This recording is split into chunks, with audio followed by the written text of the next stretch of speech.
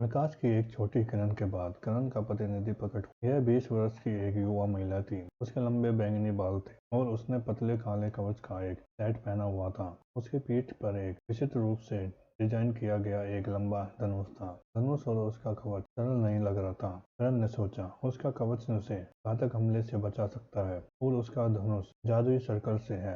यह बहुत संभव है कि उसके महलों की गति कार्मिक निपुण मंत्रों की गति की प्रतिनिधि हो। युग ने अपना हथौड़ा उठाया और घंटी पर प्रहार किया। उसी क्षण महिला ने अपना आंखें खोली और उसने ठंडे भाव से करण की ओर देखा।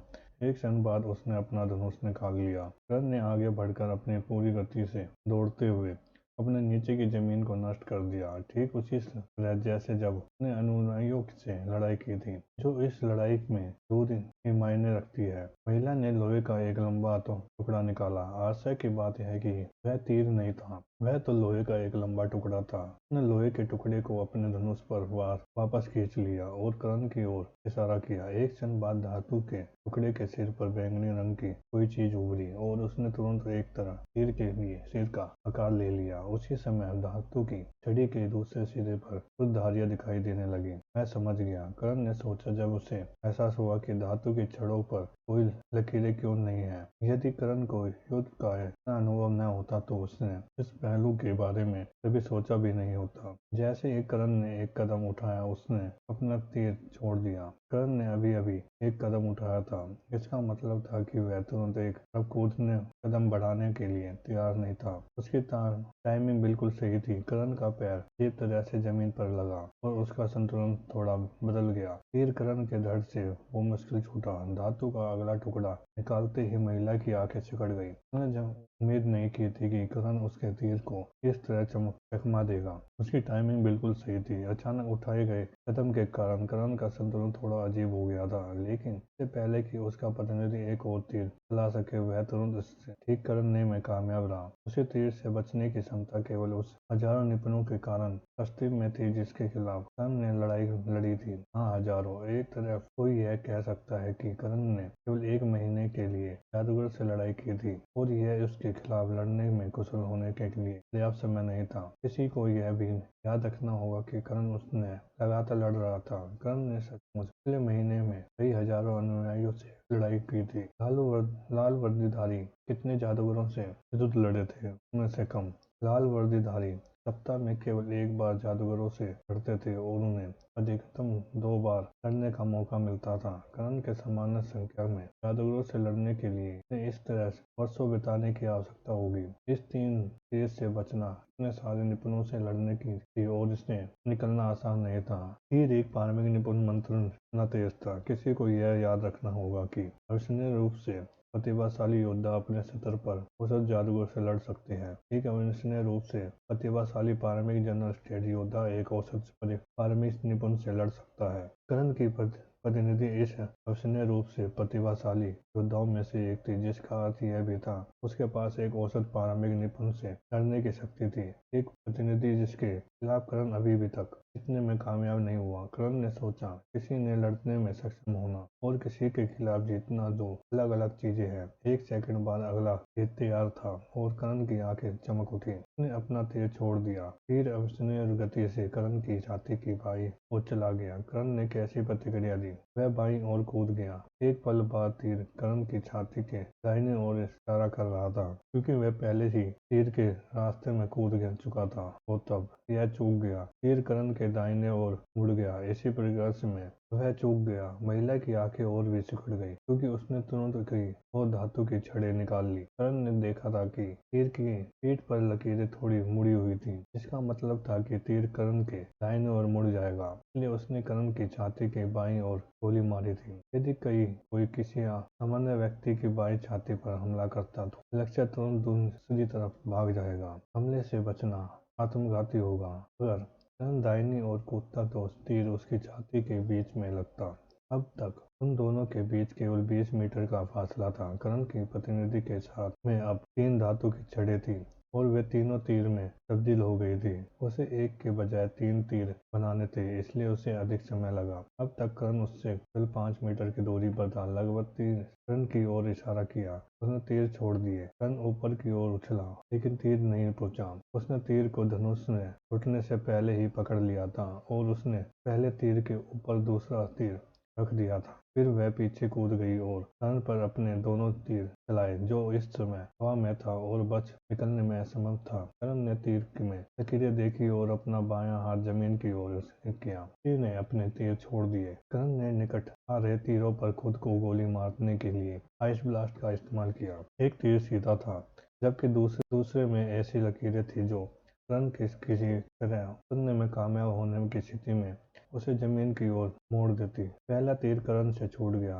लेकिन दूसरा तीर करण के पेट में धंस गया। करण ने दांत पीस लिए। उसने तीर चलाने से पहले तीर को 180 तक घुमाया। करण दर्द से परेशान नहीं था, लेकिन वह महसूस कर सकता था कि उसकी जीवन ऊर्जा तेजी से तीर की ओर बढ़ रही है। यह अंधकार तत्व नहीं था, नहीं, यह विष तत्व था। करण की जीवन ऊर्जा का एक बड़ा हिस्सा तीर द्वारा अवशोषित कर लिया गया था और किसी और चीज में बदल दिया गया था। करण ने तुरंत तीर को अपने पेट से बाहर निकाल लिया और साथ मांस का एक बड़ा टुकड़ा भी ले लिया, लेकिन इससे पहले ही वह बहुत नुकसान हो चुका था।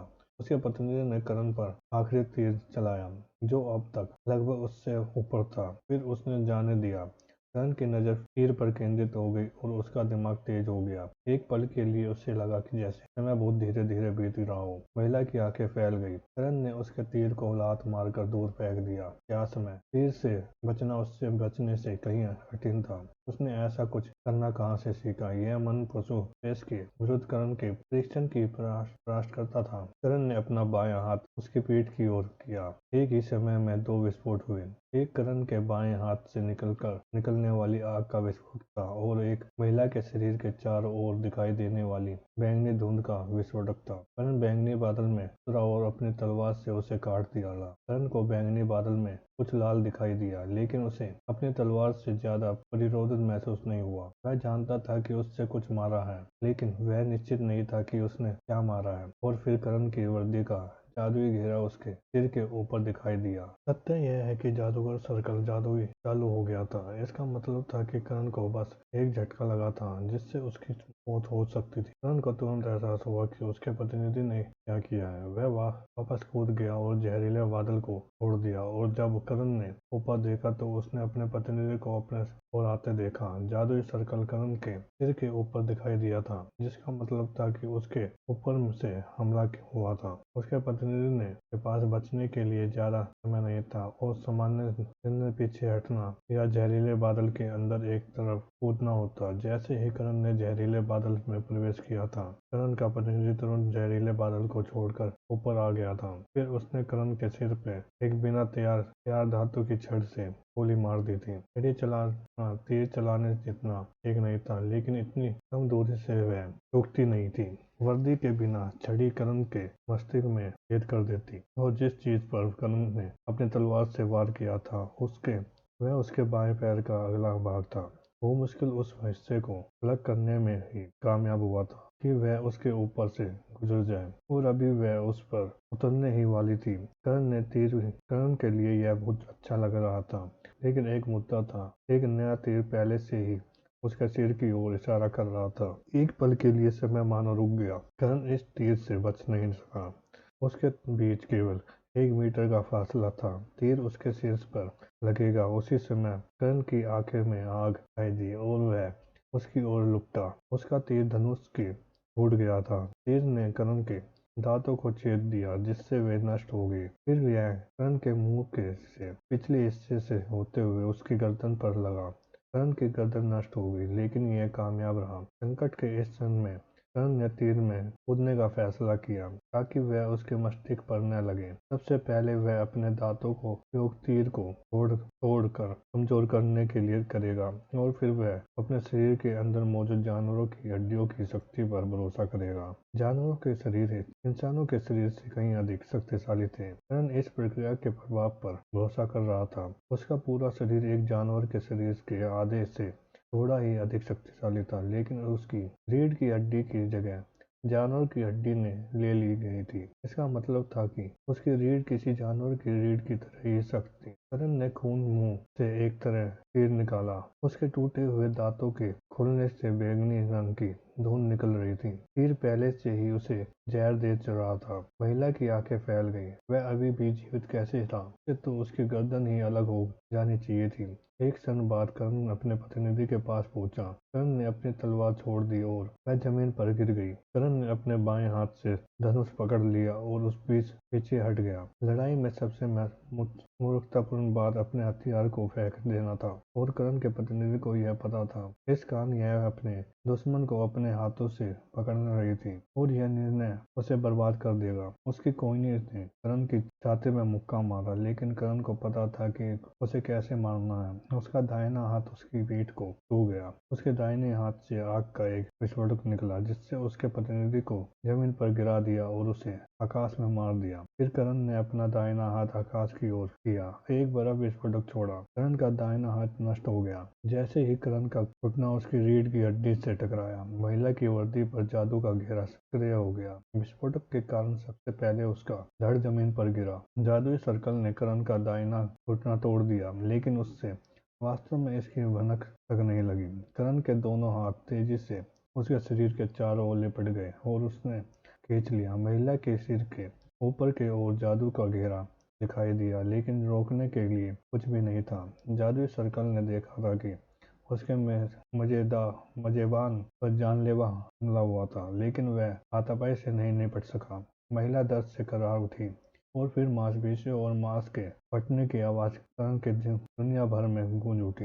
एक क्षण बाद करण के नीचे का शरीर स्थिर हो गया और करण ने अपने हाथ से सिर को एक तरफ फेंक दिया और फिर करण ने गिर गया, क्योंकि उसके हाथों ने उसके मुंह से तीर पकड़ लिया। तीर के साथ कुछ मांस भी फट गया। मांस मृत्यु के समान काला था। करण का दिमाग घूम रहा था और उसने सचेत रहने की पूरी कोशिश की। ऐसा करते समय करण ने अपना सारा मन अपनी गर्दन पर केंद्रित किया और यह चोट को ठीक करने के लिए मुश्किल से ही पर्याप्त था। दर्द के प्रति आवश्यक सहनशीलता के बावजूद करण का सिर अभी भी वो दर्द कर रहा था। जहर ने उसके कमजोर दिमाग पर हमला कर दिया था और करण के मन में स्थिति को ठीक करने में समस्याएं आ रही थी। इस बात की बहुत वास्तविकता संभाली थी कि करण मर सकता है, क्योंकि जहर अभी भी उसके दिमाग पर हमला कर रहा था। फिर भी अपने योद्धा के शरीर के कारण वह अपने मन को उसके दिमाग में नहीं भेज सका। वह इसके विरुद्ध कुछ नहीं कर सका। अब एकमात्र चीज जो वह कर सकता था वह थी सचेत रहना और जीवित रहना। मैं मर नहीं सकता, मैं मर नहीं सकता, मैं मर नहीं सकता। करण ने उस वाक्य को अपने दिमाग में कई बार दोहराया, क्योंकि उसका दिमाग उस समय में वापस चला गया था जब चांदी के बाज ने उसे जमीन पर कीलों में ठोकने के बाद उसकी आंखें में देखा था। दर्द भयानक था और वह बढ़ता ही गया। करण की दृष्टि घूम गई और वह मुश्किल होश में रह सका और तब दर्द हल्का हो गया। करण अपनी लुप्त हो रही चेतना को संभालने में कामयाब रहा और अपनी पकड़ मजबूत कर ली और दर्द हल्का हो गया। मैं बच जाऊंगा, करण ने मन ही मन चिल्लाया और दर्द फिर से हल्का हो गया। कुछ सेकंड के बाद दर्द पूरी तरह से गायब हो गया। करण जमीन पर लेटा हुआ था, चुप था, केवल अपनी दुनिया के आकाश को देख रहा था। मैं बच गया। उस क्षण जयकारा लौट आया। उसके प्रतिनिधि की लाश गायब हो रही थी, क्योंकि करण केवल जमीन पर ही रह गया था। यह सब प्रक्रिया के कारण है, करण ने सोचा। यह प्रक्रिया की करण की पुनर्योजी क्षमताओं बढ़ गई थी, जो सब दिखाई दी थी जब डिन ने उसे लात मारी थी, जबकि करण के योद्धा का शरीर उसके दिमाग को ठीक नहीं कर सका। एम्बोनेशन का निश्चित पुनर्जनन कर सकता था। यही वह प्रक्रिया की पुनर्योजी क्षमताओं के लिए नहीं होती तो करण जहर का शिकार हो गया होता। कुछ सेकंड के बाद करण ने तलवार पकड़ ली और खड़ा हो गया। क्या आप ठीक है? तलवार ने पूछा। मैं ठीक हूँ, करण ने उत्तर दिया। प्रक्रिया के पुनर्जन्म में मेरी जान बचाई है। अच्छा, क्यों? क्योंकि मुझे नहीं लगता कि हमारे पास कोई समय बचा है, तलवार ने उत्तर दिया। 17 साल, कमजोर मध्यम समाना चरम योद्धा। दोनों पहिए फिर से प्रकट हो गए। क्या तुम लड़ सकते हो? तलवार ने पूछा। पहिए घूमने लगे। मैं अभी भी थोड़ा उतावला हूँ और मेरी जीवन ऊर्जा अभी तक पूरी तरह से पुनर्जीवित नहीं हुई है।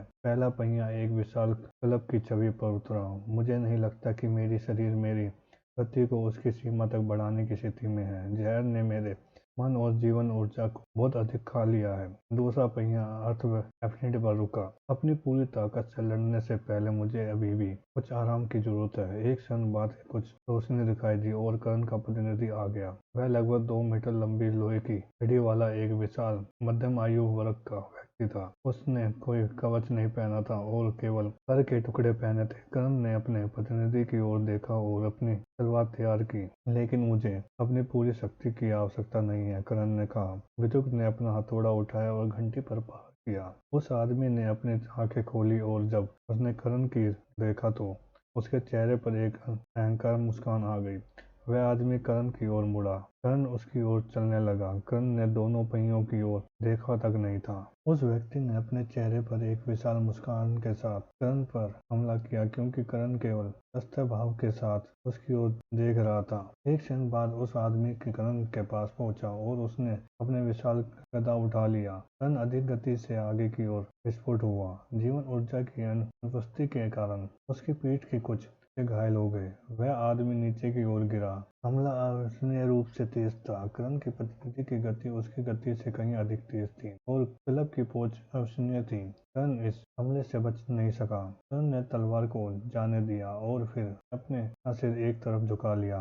क्लब करण के बाएं कंधे पर लगा और रुका नहीं। इससे पूरे कंधे को नष्ट कर दिया, हाथ को अलग कर दिया और करण की टूटी हुई पसली को नीचे धकेल दिया। यह लगभग वैसा ही था जैसे करण के शरीर का पूरा आधा हिस्सा काट दिया हो। वह आदमी केवल मुस्कुराया। समान करण का दाहिना हाथ उसके प्रतिनिधि के बाएं हाथ को छू गया। एक लगभग मूर्त करण उस आदमी की बाह से लटका हुआ था। वह आदमी केवल करण पर अहंकार से मुस्कुराया और फिर उसने आदमी का हाथ खराब होने लगा। उस आदमी के हाव भाव बदल गए और उसकी आंखों में घबराहट दिखाई देने लगी। उसने करण को हिंसक तरीके से दूर धकेल दिया। करण ने तीन भुज को अपने साथ खींच लिया। करण का दाहिना पैर जमीन से टकरा गया और बर्फ से फट गया। करण के प्रतिनिधि की भय से भरी आंखें केवल यह देखती रही कि करण ने अपने दाहिने हाथ से उस व्यक्ति की छाती को छुआ। घबराहट में उस व्यक्ति ने अपना डंडा छोड़ दिया और अपने दूसरे हाथ से करण पर मुक्का मारा। लेकिन इससे पहले कि वह करण के लिए तक पहुंच पाता, एक पुनर्जीवित स्तंभ ने उस व्यक्ति के मुक्के को उसकी कोहनी पर रोक लिया। करण को फिर से थोड़ी चोट लगी और उसकी खोपड़ी के कुछ हिस्से टूट गए, लेकिन वह अपने प्रतिनिधि को पकड़ने में कामयाब रहा। वह आदमी डर के मारे चिल्लाने लगा जब उसने देखा कि उसकी छाती की मांसपेशियां गायब हो रही है। करण का बायां हाथ पुनर्जीवित था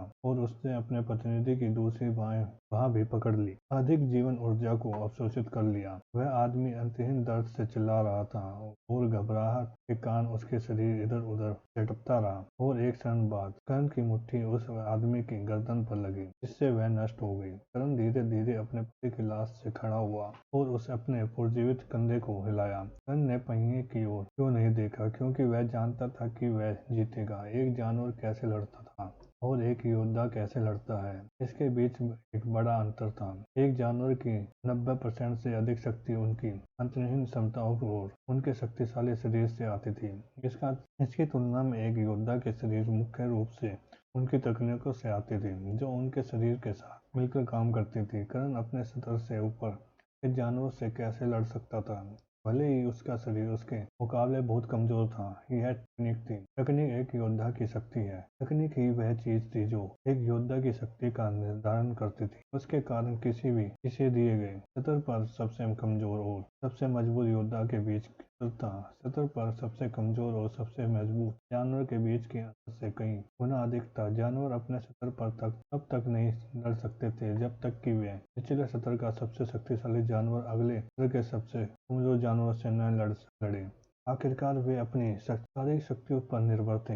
इस बीच योद्धा के लिए विभिन्न सत्रों पर लड़ना बहुत आम बात थी। मोहन और अमन को नहीं भूलना चाहिए। इन दोनों ने करण को पूरी तरह से नष्ट कर दिया था जब वह अकेडमी में आया था। भले ही करण का शरीर कहीं अधिक शक्तिशाली था, ऐसा इसलिए था क्योंकि मनुष्य के संबंध में करण की तकनीकें और युद्ध के अनुभव उस समय भयानक थे। और यही बात करण और उनके वर्तमान प्रतिनिधि के साथ भी सच थी। क्लब वाले व्यक्ति के पास लगभग कोई अनुभव ही नहीं था और वह स्पष्ट रूप से लड़ाई को समाप्त करने के लिए केवल एक बार अपने क्लब से बाहर करने का आदी था। वह आदमी एक जानवर की तरह लड़ा। वह अपने विरोधी को परास्त करने के लिए अपने जबरदस्त आक्रमण की शक्ति का उपयोग कर रहा था। अफसोस की बात है कि इससे केवल अपने से कमजोर लोगों के खिलाफ ही काम किया। कोई भी संभव योद्धा ऐसी एक आशाई युद्ध शैली का मुकाबला कर सकता था। एक औसत प्रारंभिक सामान्य चरण का योद्धा सामान्य रूप से इस आदमी से लड़ सकता है। एक प्रतिभाशाली योद्धा के लिए धनुष वाली महिला ने इस आदमी को नष्ट कर दिया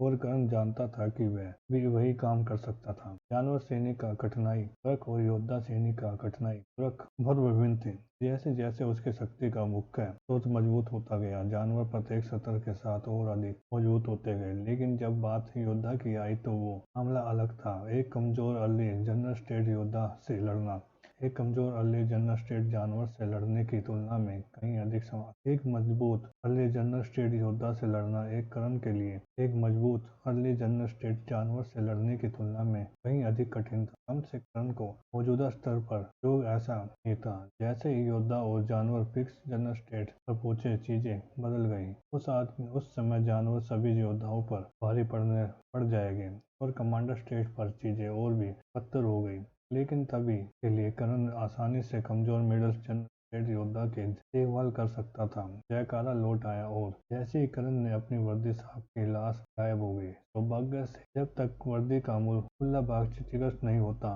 यह सभ्य पुनर्जीवित हो जाती। ऐसी वर्दी महंगी थी और यही यदि किसी आकर्षित हड़ताल के कारण यह अनुपयोगी हो जाती तो यह बेकार हो जाती। दोनों पहिए वापस लौट आए। कर्ण ने मन और जीवन ऊर्जा से भरकर उसकी ओर देखा। लड़ाई के दौरान वह पूरी तरह से स्पष्ट हो गया था। सत्र 8 औसत मध्यम सामान्य चरण योद्धा पहिया घूमने लगा। अगली लड़ाई आसान नहीं होगी, कर्ण ने सोचा। एक प्रतिभाशाली प्रारंभिक जनरल स्टेट योद्धा एक औसत मध्यम जनरल स्टेट योद्धा से लड़ सकता है, लेकिन किसी से लड़ने में सक्षम होना किसी के खिलाफ जीतने से अलग है। पहला पहिया मुट्ठी के तैयार पर रुका। दूसरे पहिए का देखते ही कर्ण ने खुद को तैयार कर लिया। एक औसत मध्यम सामान्य चरण एक औसत माध्यम प्रारंभिक निपुण जितना शक्तिशाली होना चाहिए। मैं ऐसी ताकत वाले किसी व्यक्ति के खिलाफ कभी नहीं जीता। दूसरा पहिया फायर एफिनिटी पर रुका। प्रकाश की एक छोटी किरण के बाद कर्ण का प्रतिनिधि प्रकट हुआ। यह छोटे लाल बालों वाला एक आदमी था और उसने वैसी ही वर्दी पहनी थी जैसी कर्ण ने अभी पहनी हुई थी। देखे हुए इस बार मैं जीत पाता हूँ या नहीं। बुजुर्ग ने अपना हथौड़ा उठाया और घंटी पर प्रहार किया और फिर कर्ण के प्रतिनिधि ने अपनी आंखें खोली।